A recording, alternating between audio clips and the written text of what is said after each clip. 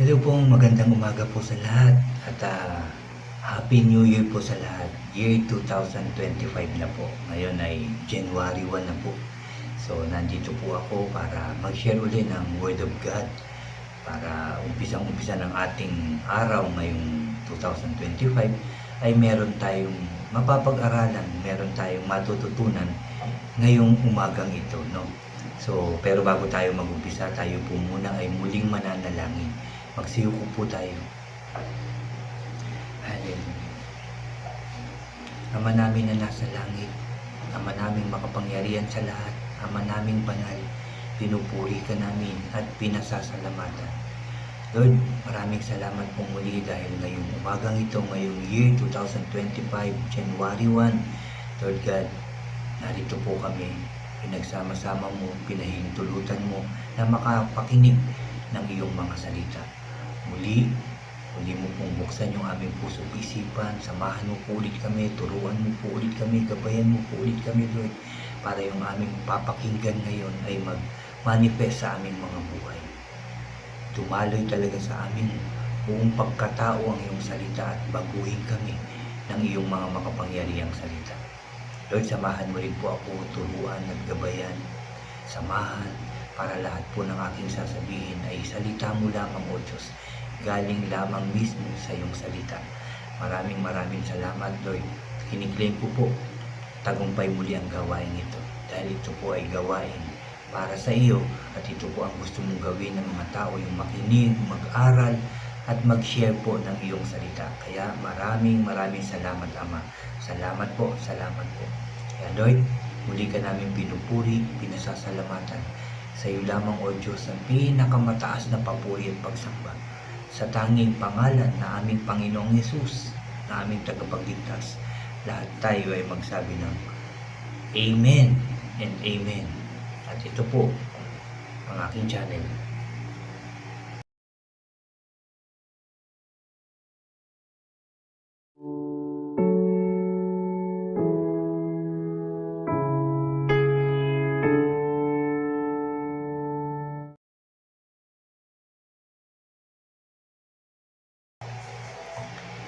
Hello po ulit mga kapatid, ulitin ko lang to, Happy New Year po sa inyong lahat at sa ating lahat mga kapatid. Yun nga, sabi ko nga kanina, year 2025 na. Dapat mas masipag tayong mag-aral, magbasa, makinig ng salita ng ating Diyos, no? Yung mga preaching, marami naman tayong mapapakinggan, lagi tayong makinig, lagi tayong magbasa, lagi tayong mag-aral. At isabuhay natin ito, wag lang natin itong basta papakinggan. Gusto ko lang i-share sa inyo mga kapatid ang Genesis chapter 1 hanggang 2, ganyan yung ginawa ng ating Diyos, yung langit at lupa, kung paano niya create ang ating mundo, ang kalawakan. Alam natin na ginawa ng ating Diyos ng 6 na araw ang ating mundo. Tayo kinreate ang lahat, no? Ang lahat ng naritong nakikita natin, ang araw, di ba? Ang langit at lupa. Lahat yan, mga halaman, mga lumilipad, mga nasa dagat, mga creature, no? Malaki, maliit, mga naglalakad, mga gumagapang, hanggang sa tayo namang tao, no, nang i-create ng Diyos, si Adam. Ano po mga kapatid? 6 na araw na ginawa ng ating Diyos ito. Araw-araw tinitingnan niya to at pagdating ng ika-6 na araw nga, ay natapos niya itong gawin at nagpahinga ang ating Diyos sa ika-7 araw. Pinagmasdan niya to ng maayos, no? Nakita niya maganda ang kanyang ginawa. At yung pang-7 araw, sabi nga po dito sa Genesis chapter 2 verse 3, ulitin ko, Genesis chapter 2 verse 3, nang matapos na i-create ng ating Diyos ang lahat, sabi dito, binless niya ang araw na yun at ginawa niyang special kasi yun yung araw na nagpahinga siya pagkatapos niyang gawin ang creation. Ulitin ko, chapter 2 verse 3 ng Genesis. Sabi po dito, binless niya ang araw na yun at ginawa niyang special kasi yun yung araw na nagpahinga siya pagkatapos niyang gawin ang creation. No? Nagpahinga, binless ng ating Diyos yung kanyang mga ginawa. Nagpahinga siya tapos binless niya lahat. Binless ng ating Diyos ang lahat. Kaya talagang pinagpala ang lahat ng bagay. Yun nga lang, tayong mga tao, hindi natin ito inalagaan ng maayos. Maraming nasira, maraming pinalitan, maraming binago sa mga ginawa ng ating Diyos. Kahit sa sarili natin, di ba? Sa katawan natin, sa itsura, maraming pinapaayos ang mga tao. Binago. Ano yung binigay ng Diyos, parang inayos natin. Ayaw natin. No, pwede natin sabihin kasi yun na ayaw natin kasi binago natin. No, yun nga, sabi ko nga sa sarili natin, sa ating mukha, sa ating pangangatawan, maraming binabago ang mga tao. Pero sabi nga ng iba, yung iba, ay hindi na ako magpapabago, hindi na ako magpapatangos ng ilong, hindi na ako magpapaayos ng labi, kasi yun naman ang binigay sa akin ng Diyos. So tama naman po yun. Ano po? Pero maraming ang iba, no, yung mga, kahit yung mga ginawang pananim, yung mga puno, no, maraming sumira niyan, pinutol, tinanggal. Maraming nabago sa ating mundo at patuloy na binabago ito ng mga tao. Kahit sa sarili din, sa pagkatao din, marami ring binabago. Ano po? So, nasa sa tao naman yan ang gusto nyo. Kayo naman ang masusunod. Pero yun nga, sabi na ng iba, at naniniwala ako na tama yung kanilang sinabi na hindi ko nababaguhin ang sarili ko. Ang itsura, no, mukha o katawan man, dahil yun ang binigay sa akin ng ating Diyos. At ito nga, binigyan tayo ng Diyos ng 7 araw. No? 24 hours a day, binigyan tayo ng Diyos. 7 days a week, binigay sa atin ng Diyos. Binigay ng Diyos na tayo makapagtrabaho sa loob ng 5 o hanggang 6 na araw. Gagawin natin ang lahat. Lunes, Martes, Miyerkules, Huwebes, Biyernes, ano po. Tapos pagdating ng Sabado, i-check na natin, titingnan na natin yung ating mga ginawa. Kung maayos ba, tama ba, okay ba, di ba? At pagdating ng ika-7 araw, tayo rin ay magpapahinga kagaya ng ginawa ng Diyos. Anong ating gagawin? Sabi nga ng Diyos, magpapahinga, hindi tayo magtatrabaho kasi nagtrabaho na tayo ng ilang araw. 6 na araw na tayong nagtrabaho. So yung pang-7 araw, magpapahinga tayo at maglalaan tayo ng oras sa ating Diyos. Oras para magsimba. Oras para magpuri, magpasalamat, sumamba sa ating Diyos. Yan yung pang-7 araw. At kapag tayo din ay nasa loob ng tahanan ng ating Diyos, na tayo yung nagpupuri, nagpapasalamat, umaawit tayo sa Diyos, di ba? Kagaya sinabi sa Bible, yung pang-7 araw, binless ng ating Diyos. So kung nandun tayo sa kanyang tahanan, nandun tayo sa panambahan natin, i-bless din tayo ng Diyos. Kasi nakikipag-communicate tayo sa ating Diyos pag linggo. Di ba? Nagpipray tayo, umaawit tayo, nakikinig tayo ng Word of God. Di ba? May tinuturo, may sinasabi ang Diyos sa atin ng pang-7 araw. So yun ang gagawin dapat natin para lalo tayong pagpalain ng ating Diyos. Pagkatapos natin magsimba, pwede naman kumain, di ba? Or umuwi muna sa bahay, doon kumain. Kung may mga kasama tayo sa bahay na hindi nakapagsimba, pwede natin i-share yung ating natutunan sa Kanya. Pwede natin sabihin, alam mo ba, sabi ng Diyos, sa pakikinig namin ng Word of God kanina, nang kami sumamba, ito ang sabi. Pwede natin itong share, di ba? Para marinig din nila kung ano yung narinig natin pagka tayo po ay nagsisimba. Tapos, pwede na natin gawin ulit, kakain, kung mamamasyal tayo, hindi naman pinagbawal yan. Kakain, lalabas, mamasyal din, uuwi. No, tapos mananalangin ng sabay-sabay.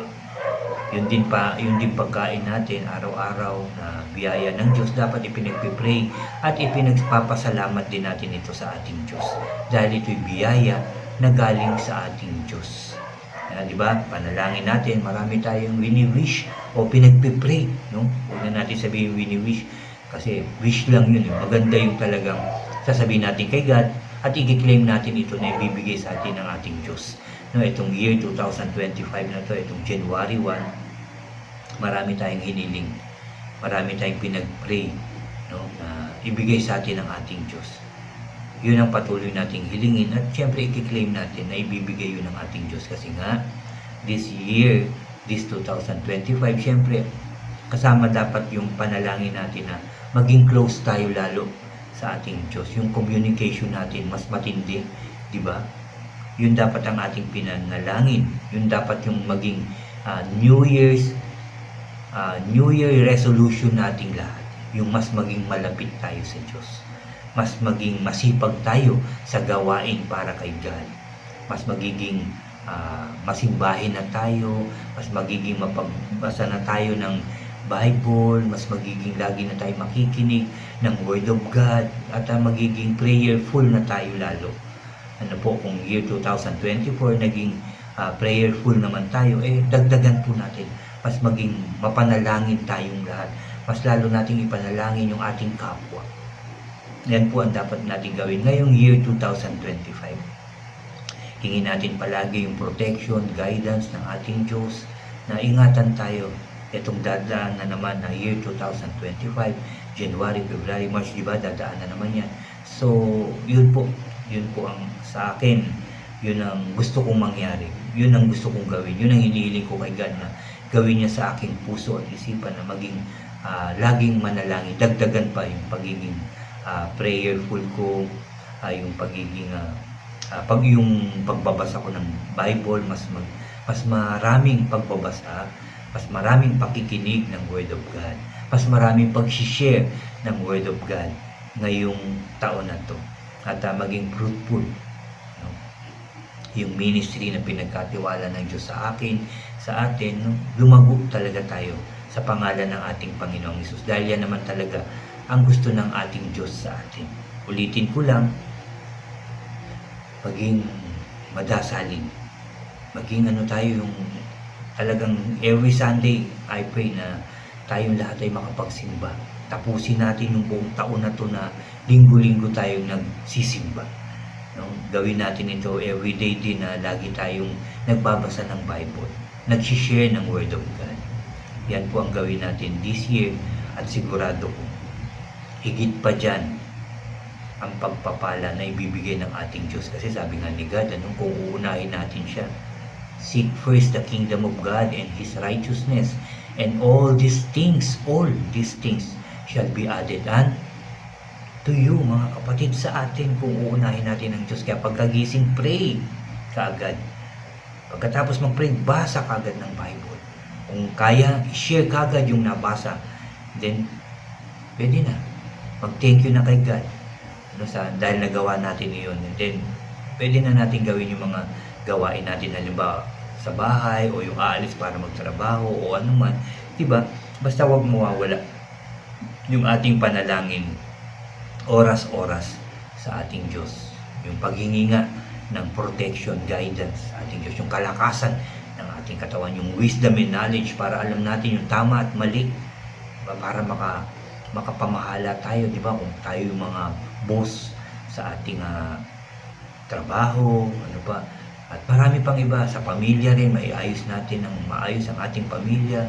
Hihingi tayo lagi ng wisdom and knowledge, understanding din para sa lahat ng bagay.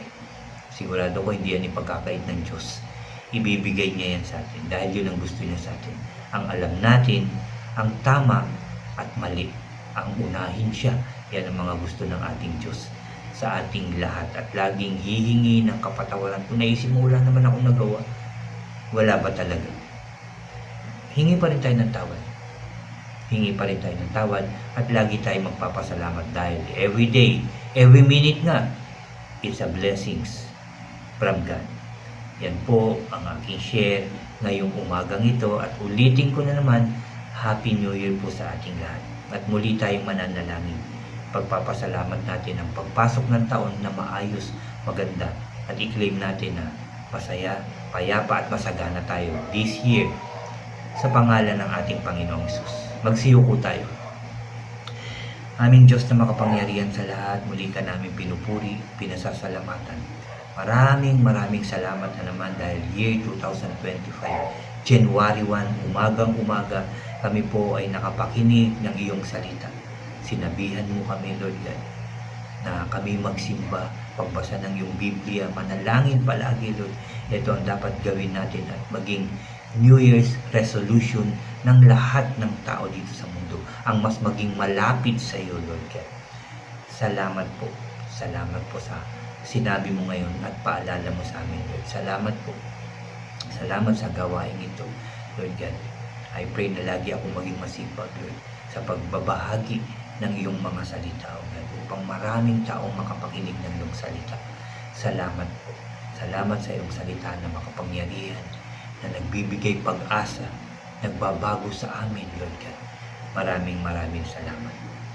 Maraming salamat sa lahat ng biyayang matatanggap dahil kiniklaim ko, Lord, na mas maayos, mas masaya, mas masagana, mas payapa, mas tagumpay ang aming buhay ngayong taon na to. Hindi lang sa buong Pilipinas, Lord, kundi sa iyong bansang pinili ang Israel. Magiging maayos, payapa na ang kanilang bansa. In Jesus' name. In Jesus' name. And I pray, Lord, hindi lang ang Pilipinas, hindi lang ang iyong bansang pinili. Pinapanalangin ko ang lahat ng bansa sa buong daigdig na maging maayos, masaya, payapa, sagana, Lord God, at tagumpay ang kanilang buhay. In Jesus' name. In Jesus' name. Salamat po muli, Lord. Mahal na mahal mo po kami. Salamat po, Lord. Napakabuti mo sa amin. Salamat po. Dahil this year, wala nang magkakasakit. Lahat ng may sakit at karamdaman ay pinagaling mo na. Year 2024 pa. Kaya maayos na ang lahat, Lord God. Malakas, masaya, masagana at tagumpay, Lord God. Magiging maayos ang lahat.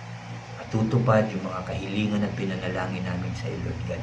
Dahil ang gusto mo is to prosper us, not to harm us. Salamat po, Lord. Tagumpay ko, tagumpay namin ay sunod-sunod, O God. In Jesus' name. Salamat po muli, Lord, sa iyong kabutihan at pagmamahal sa lahat ng tao. Pinupuri ka namin, pinasasalamatan, sinasamba ka namin. Sa iyo lamang, O Diyos, sa pinakamataas ng papuri at pagsamba. Sa iyo lamang, O Diyos, sa iyo lamang. Sa tanging pangalan na aming Panginoong Hesus, na aming tagapagligtas, lahat tayo ay magsabi ng Amen, Amen, and Amen po. Amen. Salamat sa ating Diyos. Salamat sa kanyang salita. Salamat sa pagkakataon na binigay niya sa atin para makapakinig ng kanyang salita. Salamat din sa inyo mga kapatid. I pray sa mga susunod na araw mas marami tayong makikinig ng aking sharing ito. Muli, Happy New Year po sa inyong lahat at God bless po sa inyo at sa ating lahat.